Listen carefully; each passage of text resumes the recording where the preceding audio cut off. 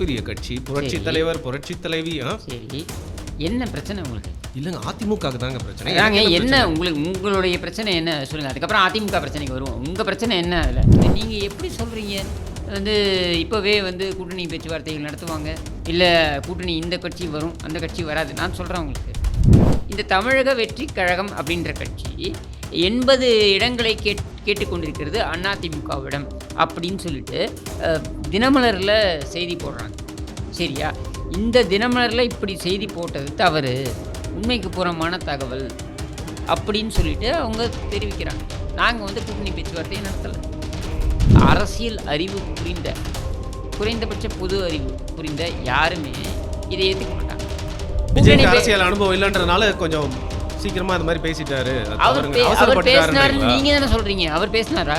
பாராளுமன்ற தேர்தலில் கற்ற பாடம் உங்க கட்சி பாராளுமன்ற தேர்தல் என்பது மோடி பிரதமரா ராகுல் காந்தி பிரதமரா என்பதை முன்னிலைப்படுத்தி நடந்த தேர்தல். அதை எப்படி நீங்க இதுக்கான எடப்பாடி ரவீந்திரன் துரைசாமியிலேருந்து எல்லாரும் என்ன சொன்னாங்க?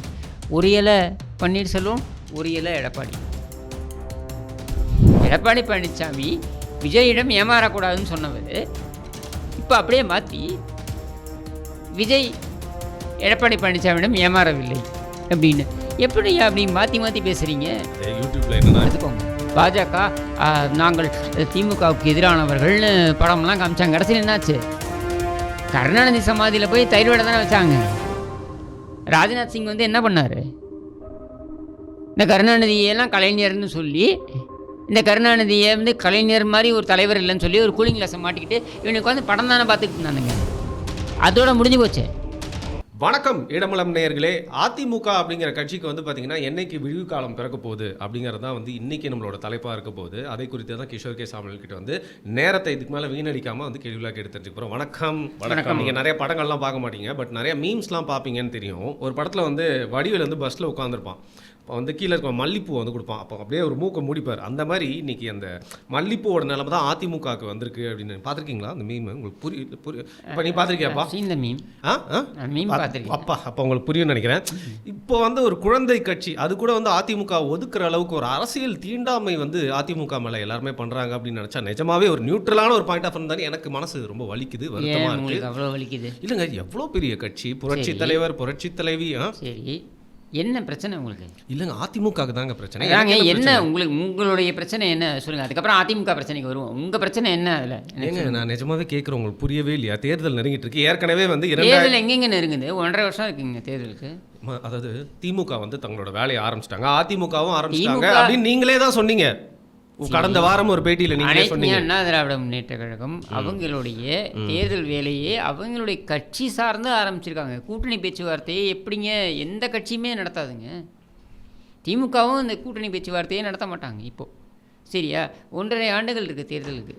அப்போ தேர்தலுக்கு ஒரு 6 மாதம் இல்லை 5 மாதம் இருக்கிற சமயத்தில் தான் அவங்க கூட்டணி பேச்சுவார்த்தை அப்படின்றதே நடைபெறும். அப்படின் பொழுது நீங்கள் எப்படி சொல்கிறீங்க இப்போவே கூட்டணி பேச்சுவார்த்தைகள் நடத்துவாங்க, இல்லை கூட்டணி இந்த கட்சி வரும் அந்த கட்சி வராது? நான் சொல்கிறேன் உங்களுக்கு, இதே மாதிரி 2010 விஜயகாந்த் ஸ்டேட்மெண்ட் கொடுக்குறாருங்க.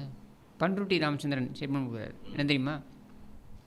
தேமுதிக அதிமுகவுடன் கூட்டணி வைக்காது, வைப்பதாக சொல்லப்படுகின்ற தகவல்கள் எல்லாம் வதந்திகள். 2010 அதே மாதிரி தான் விஜயும் இப்போ சொல்லியிருக்காரு. 2010 பண்ருட்டி ராமச்சந்திரன் இப்போ தேமுதிகவில் அப்போது அன்னைக்கு முக்கியமான பதவியில் இருக்கார். அவர் சொல்கிறாருங்க 2011 தேர்தலின் பொழுது கூட்டணி வைத்தார்கள். அதே மாதிரி தான் விஜய் இன்னைக்கு விஜய் என்ன சொல்கிறாரு?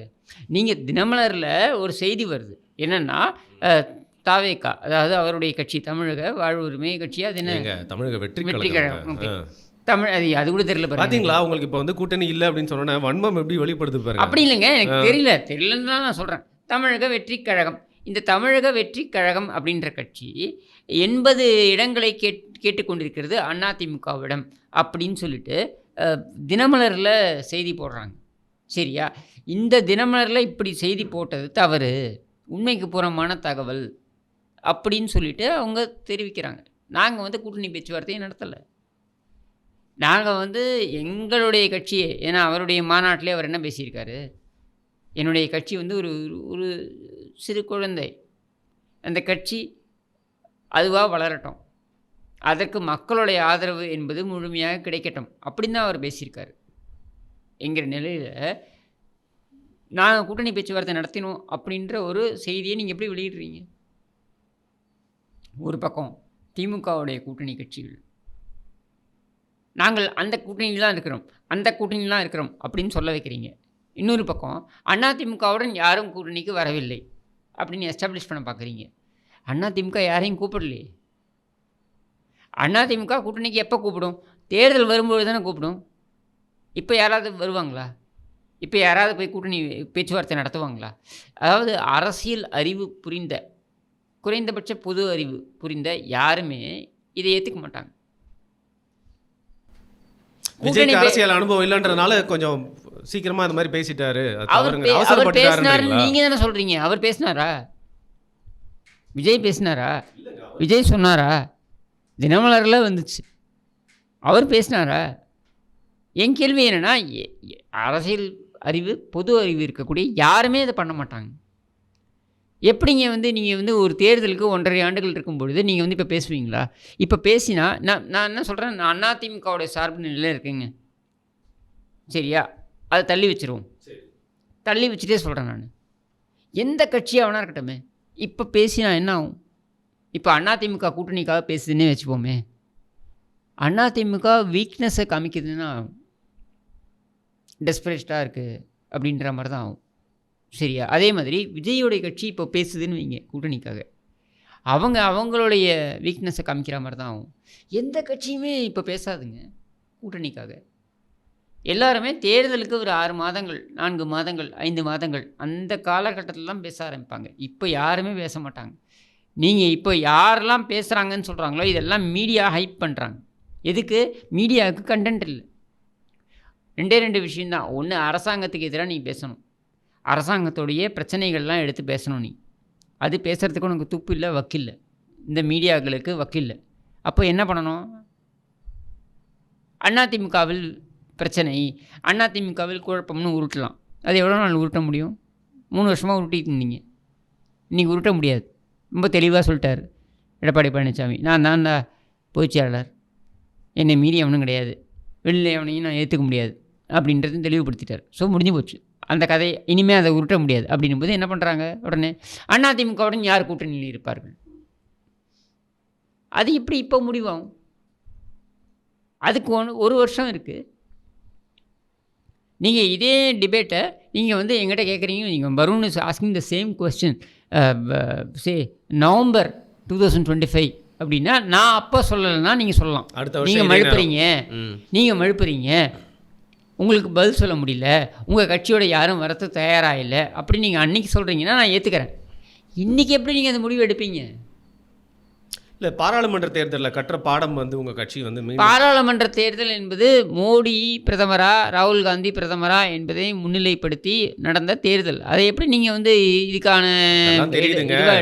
எடப்பாடி பழனிசாமி அவர்களுடைய ஒரு அரசியலுக்கே ஏற்ற ஒரு தந்திரம் அப்படிங்கிறது பார்த்தீங்கன்னா, அந்த டிப்ளமேசி அப்படிங்கிறது பார்த்தீங்கன்னா, பாராளுமன்ற தேர்தல் நீங்கள் சொல்கிறீங்க மோடிக்கான தேர்தல் எங்களுக்கு தெரியாதா? ஆனால் அப்போவே கூட்டணி அப்படிங்கிற ஒரு விஷயத்தில் அவருடைய செயல்பாடுகள் எப்படி இருந்துச்சு, ஒர்க் அவுட் ஆகலை அப்படிங்கிறத நம்மளால் பார்க்க முடியும். அதை ஒரு பாடமாக எடுத்துக்கிட்டு நீங்கள் ஒர்க் அவுட் ஆகலைன்னு பார்க்குறீங்க, நான் எப்படி பார்க்குறேன் தெரியுமா? அவரை கன்சாலிடேட் பண்ணிக்கிறாருன்னு பார்க்குறேன். நீங்கள் சூப்பர்ஃபிஷியலாக பார்க்குறீங்க, சூப்பர்ஃபிஷியல்னால் மேலோட்டமாக பார்க்குறீங்க. நீங்கள் டீப்பாக போய் பாருங்கள் அவர் என்ன பண்ணுறாருன்ற பாரு. 2021 அவருடைய செயல்பாடை பாருங்கள். 2021 அவர் எதிர்க்கட்சி தலைவராக தன்னை எதிர்க்கட்சி தலைவராக தேர்வு செய்ய வேண்டும் அப்படின்றத அவர் முன்னிலைப்படுத்துகிறார். பன்னீர்செல்வம் அதுக்கு ஒத்துக்கிறார், சரியா? அதுக்கப்புறம் 2022 ஒற்றை தலைமை அப்படின்றத நோக்கி அவர் பயணிக்கிறார். ஒற்றை தலைமைன்றதை நோக்கி பயணிக்கும் போது எல்லோரும் என்ன சொன்னாங்க? நம்ம ரவீந்திரன் துரைசாமியிலேருந்து எல்லோரும் என்ன சொன்னாங்க? ஒரு இலை பன்னீர்செல்வம், ஒரு இலை எடப்பாடி. இது என்றைக்குமே நீங்கள் பிரிக்க முடியாது. பன்னீர்செல்வத்துக்கு கையெழுத்து போடுற உரிமை இருக்கிற வரைக்கும் அவர் விட்டு கொடுக்க மாட்டார். இதெல்லாம் அவங்க பேசினாங்க. இதில் பார்த்தீங்கன்னா நேற்றுக்கு இது நம்ம ரவீந்திரன் துரைசாமியோட பேட்டியை பார்க்கும்போது சிரிப்பாக வருது. நீங்கள் அதெல்லாம் பார்க்குறீங்க? தொலையுதே. ஓகே. நம்ம அல்காரிதமில் வந்து தொலையுது. என்ன சொல்றாரு என்ன சொல்கிறாரு அவர்? என்ன இப்போ இது எடப்பாடி பழனிசாமியை உதறிவிட்ட விஜய் அப்படின்றாரு. ஒரு வாரத்துக்கு முன்னாடி இதே ரவீந்திரநாத சாமி என்ன சொன்னார்னா, எடப்பாடி பழனிசாமி விஜயிடம் ஏமாறக்கூடாதுன்னு. அது வேற சேனலுக்காக இருக்குங்க, இது வேற சேனல். அதாவது ஒரு வாரத்துக்கு முன்னாடி எடப்பாடி பழனிசாமி விஜயிடம் ஏமாறக்கூடாதுன்னு சொன்னவர் இப்போ அப்படியே மாற்றி விஜய் எடப்பாடி பழனிசாமியிடம் ஏமாறவில்லை அப்படின்னு. எப்படியா அப்படி மாற்றி மாற்றி பேசுகிறீங்க? அதே யூடியூப்ல என்னன்னா இப்போ எல்லாருமே வந்து பே பண்ணி பேச கூப்பிடுறாங்க. அதுதான் ஒரே சொல்கிறேன். நாளில் வேற வேற கருத்தை வந்து பார்த்தீங்கன்னா எதிர்மறை கருத்துக்கள் வந்து ஒரே தலைப்பில் அதுதான் சொல்கிறேன். பேசுறது. இப்போ நீங்கள் 2021 எடுத்து பாருங்க. நீங்கள் என்ன எடப்பாடி பழனிசாமியை பற்றி சொல்கிறதுனால நான் சொல்கிறேன். 2021 அவர் கரெக்டாக மூவ் பண்ணுறாருங்க. எப்படி நீங்கள் 2017 அவர் ஆட்சி கட்டில் உட்கார வச்சாங்கல்ல, தவழ்ந்து வந்தார், முதலமைச்சர் ஆனார்லாம் பேசினவங்க 4.5 ஆண்டுகள் அவர் முதலமைச்சராக இருந்தாரா இல்லையா? நம்ம எல்லாருமே பிறந்தோட குழந்தைகளா தவளை தான் செய்றோம். அந்த மாதிரி அரசியல்லையும் தவழ்ந்தே வந்திருக்கட்டமே. என்னுடைய கேள்வி என்னன்னா, தவழ்ந்தே வந்திருக்கட்டமே. என்னுடைய கேள்வி என்னன்னா, அவர் 4.5 ஆண்டுகள் முதலமைச்சராக இருந்தாரா? சொடக்கு போடுற நேரத்தில் இந்த ஆட்சியை கலைத்து விடுவேன்னு ஸ்டாலின் சொன்னாரா? சொடக்கு போட முடிஞ்சுதா? கலைக்க முடிஞ்சுதா? முடியல. அப்போ ஒரு பெரிய அண்ணன் பிக் பிரதர் பிஜேபி அப்படின்னு நீங்க சொல்றீங்க. நான் சொல்றேன் இல்ல, அந்த பிக் பிரதருக்கு அந்த பிக் பிரதருக்கு சப்போர்ட் தேவைப்பட்டது. எங்க? ராஜ்யசபால, மாநிலங்களவையில் அதிமுக சப்போர்ட் தேவைப்பட்டது. அதனால இவங்க வந்தாங்க. இல்லைன்னா இவங்களுக்கு என்னங்க?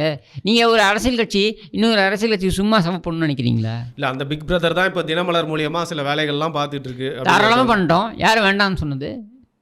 பண்ணு. யார் வேண்டாம்னு சொன்னது? நீங்கள் என்ன நினச்சிங்க? ரெட்டை இலையே முடக்கிடலான்னு நினச்சிங்க. முடியல. அதை கன்சாலிடேட் பண்ணிட்டார்ல. அதை இந்த கட்சிக்காரங்களுக்கு கொண்டு வந்து இந்த பாருப்பா ரெட்டை இலையே முடக்க முடியாது, இது உங்களுக்கு தான் கொடுத்துட்டார்ல. அவர் பொதுச்செயலாளராக பதவி ஏற்றதுலேருந்து இன்னி வரைக்கும் கட்சிக்கு எந்த பாதகமும் நடக்கலை. சரியா? கட்சி வெற்றி பெறுது வெற்றி பெறலை அப்படின்றது ரெண்டாவது கொஸ்டின். கட்சியோட சின்னமே இருக்காது அப்படின்ற நிலை இருந்ததில்ல. இந்த சின்னத்தையே நாங்கள் பிடுங்கிப்போம் அப்படின்னு தானே பேசிகிட்டு இருந்தாங்க. பேசினாங்களா இல்லையா? நாங்கள் நினைத்தால் இந்த சின்னத்தை பிடுங்கி விடுவோம் சொன்னாங்களா இல்லையா? அதிலேருந்து இந்த கட்சியை மீட்டு இந்த சின்னம் உங்களுக்கு தான் அப்படின்னு கொடுத்துட்டார்ல. அதுவே பெரிய ஒரு சாதனை தாங்க. அதுக்கப்புறம் இப்போது 2026 தேர்தல் வரும்பொழுது நம்ம தேர்தலை சந்திக்கிறோம். நாம் மக்கள்கிட்ட போகிறோம். திமுக அராஜக ஆட்சி, திமுகவோட கூட்டணி கட்சிகள் இவர்கள் எல்லோரும் விலை போய் விட்டார்கள் அப்படின்றத மக்கள் முன்னாடி சொல்கிறோம். மக்கள் ஏற்றுக்க போகிறாங்க அப்படின்னு நம்ம தைரியமாக இருக்கோம். இது 1.5 ஆண்டுகள் இருக்குது. இங்கே பயப்பட வேண்டியது யார்? அதிமுக தான். ஏன்னா நீங்கள் எல்லோரும் என்ன சொல்கிறீங்க? ஆட்சிக்கு வர முடியாது, திமுக தான் திரும்பி ஆட்சிக்கு வரப்போகுது. அப்போ ஆட்சிக்கு வர முடியலன்னா அதிமுக காலி ஆகிடும் இப்படிலாம் சொல்லி நீங்கள் பயமுறுத்தினாலும் உண்மை என்ன வச்சுப்போம். இப்போ நான் என்ன கேட்குறேன்னா, இது பயந்தவன் யார்? அதிமுக தான். அப்போ அவன் பயந்த மாதிரி காமிக்கிறானா? திமுக. நான் இதை நிறைய வாட்டி சொல்லியிருக்கேன். இருட்டில் ஒன்றுக்கு போகிறவன் தான் விசில் அடிச்சுக்கிட்டே ஒன்றுக்கு போவான்.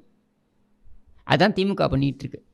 அவங்களோட வெற்றி கூட்டணி அப்படியே தான். என்னங்க வெற்றி கூட்டணி? வெற்றி கூட்டணின்னா சைலண்டாக போக வேண்டியதானே? நீ எதுக்கு டெய்லி ப. சிதம்பரம் ஒரு நாள் அறிக்கை, நாங்கள் திமுக கூட்டணியில் தான் இருக்கிறோம். திருமாவளவன் ஒரு நாள் அறிக்கை, நாங்கள் திமுக கூட்டணியில் தான் இருக்கிறோம். எதுக்கு? சரி, நம்ம பிராக்டிகல் கூட்டணி என்பது என்ன எனக்கு சொல்லுங்கள். வரும் ப்ராக்டிக்கல். நீங்கள் ப்ராக்டிக்கல்னு சொன்னீங்கல்ல, ஐ டேக் தட் வேர்ட். சரி, லெட் அஸ் பி ப்ராக்டிக்கல். சரி, வாட் இஸ் அலையன்ஸ்? கூட்டணி என்பது என்ன? ஒரு கோல் அச்சீவ் பண்றதுக்கு ரெண்டு பேருமே சேர்ந்து தேர்தல் காலத்தில் நடப்பதுதானே கூட்டணி. சரியா? 1.5 ஆண்டுகள் இருக்குல்ல தேர்தலுக்கு. இப்பவே நீ ஏன் கூட்டணி பத்தி பேசுற? திமுகவில் ஹெட் ஸ்டார்ட் எப்பவுமே எவ்வளவு? நீங்க தான் ஒண்ணா இருக்கீங்கல்ல, நாங்க ஒண்ணா தான் இருக்கோம். நீ ஏன் பேசிட்டு இருக்க? நீங்களாம் என்ன புலா சொல்லாக்கீங்களா? நான் நிற்கிறேன்னு சொல்கிறதுக்கு உங்களை யார் கேட்டது? உங்கள்கிட்ட யாராவது கேட்டாங்களா? இல்லை, நம்மளுக்கு வரக்கூடிய செய்திகள் எப்படி வருதுன்னா, உங்களுக்கு வெறும் 4 சீட்டு தான் அங்கே தராங்க, வாங்க நாங்கள் உங்களுக்கு 8 சீட்டு தரோம் அப்படின்னு சொல்கிறதுக்கான வாய்ப்புகள் அதிகம் இருக்குது. ஏன் சொல்ல? சமிஞ்சைகள்லாம் சரி, ஏன் சொல்லக்கூடாது? ஏன் அதிமுக சொல்லக்கூடாது? அதை காங்கிரஸை பார்த்து ஏன் சொல்லக்கூடாது? அப்ப உனக்கு திமுக கூட்டணி கட்சிகள் சொல்லக்கூடாது நாங்க வந்து புரியல. எங்க கூட்டணி வந்து ஸ்ட்ராங்கா தான் இருக்கு பிரிஞ்சு வர மாட்டோம்னு. ஏன் அதை யாருக்கு சொல்றாங்கன்னா எடப்பாடி பழனிசாமி அவர்களுக்கு தான் சரிங்க, சொல்றாங்க. உங்களை யாராவது கேட்டாங்களா? சும்மா வந்து விலை போகாத மாட்டை சந்தையில நின்னு சில பேர் விக்கிறதுக்கு ரொம்ப நாள் நிப்பாங்க, சந்தையே முடிஞ்சு போயிடும். அதுக்கு நீ மாடு விலை விலையே போகாத போகாது. மாட்டை தானே அந்த முடிச்சு மாதிரி தான் இருக்கு இப்போ அதிமுக. நாங்கள் விலை போகாத மாட்டை பிடித்து வைத்துக்கொண்டு இந்த விலை போகாத மாட்டோட தான் நாங்கள் இருக்கோம்னு சொல்கிறது நீ தானே. விலை போகாத மாடு ஸ்டாலின்றதை நான் சொல்கிறேன். இன்னைக்கு ஆட்சியில இருக்காங்க, இன்னொரு சீக்கு வந்த மாடு 40 எம்பிக்கள் இருக்காங்க. சீக்கு வந்த மாடுன்னு தான் நான் சொல்கிறேன். ஓடுற குதிரை ஜெயிக்கிற குதிரை இல்லையே, DMK. அது இல்லைன்ற நான் பொய்க்கால் குதிரைன்ற நான். இது ஓடுற குதிரையும் கிடையாது, ஜெயிக்கிற குதிரையும் கிடையாது, பொய்க்கால் குதிரை. சரியா? இதை வச்சுட்டு நீ என்ன நீ பெருசாக நீ சாதிக்க போகிற? தைரியமாக வந்து சொல்லுங்கள். நீங்கள் நீங்கள் 2026 தேர்தலை சந்திக்க போகிறீர்கள் இல்லையா? 2016 செல்வி ஜெயலலிதா தேர்தலை சந்தித்தார். எதை வைத்து சந்தித்தார்?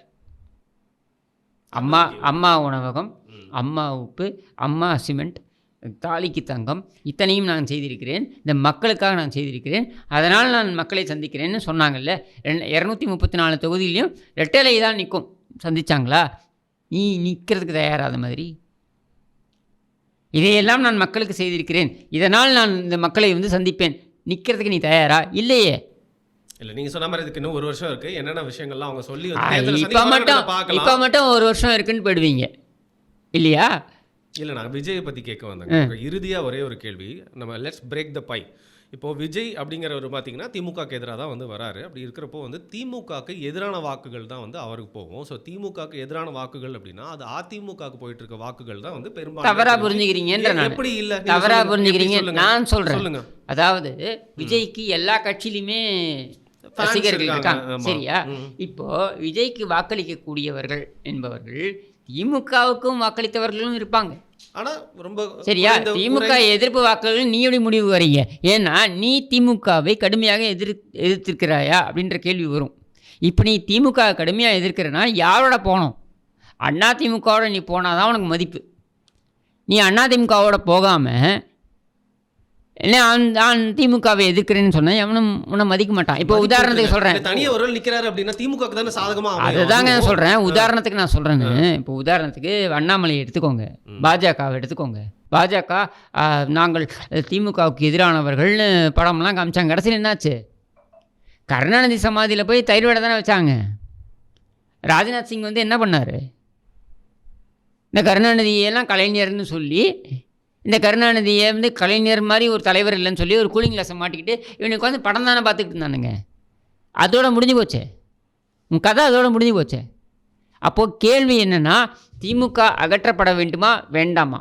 அகற்றப்பட வேண்டும் என்று நினைப்பவர்கள் அதிமுகவை நீக்கி நீங்கள் அந்த சிந்தனைக்கே வர முடியாது.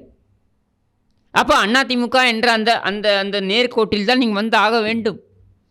வரலை அப்படின்னா நம்ம வந்து இப்போ அதிமுகவை பொறுத்த வரைக்கும் அவங்க வந்துட்டு நீங்கள் அவங்களோட பி டீம் இவங்களோட பி டீம்லாம் சொல்ல போகிறதில்ல.